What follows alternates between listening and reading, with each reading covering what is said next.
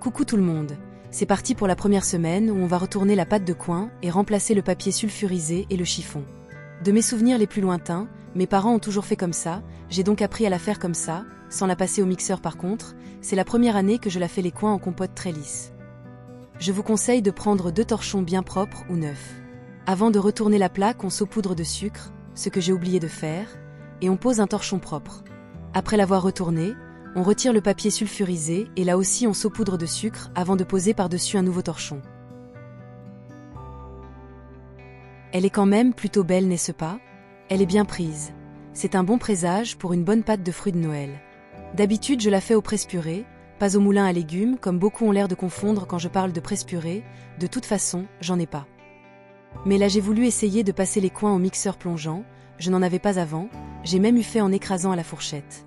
Car j'aime beaucoup cette texture moins lisse qu'avec un mixeur. J'aime bien la faire à l'ancienne quoi. Pourquoi je laisse la peau? Déjà parce que c'est une pâte de fruits et il n'est pas nécessaire de la retirer pour justement lui faire profiter de tout l'intérêt qu'elle peut apporter à celle-ci. La pectine. Car oui, elle en a, et va complémenter ce qu'apportent les trognons dans leur petit sachet étamine. Sa peau est relativement fine en plus. À la cuisson, elle ne se voit absolument pas et ne se sentira pas du tout après avoir été mixée, pressée ou écrasée.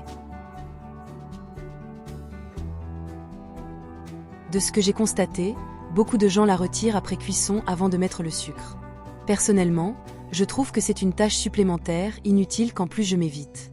Évidemment, chacun ses habitudes, chacun ses recettes, chacun ses méthodes.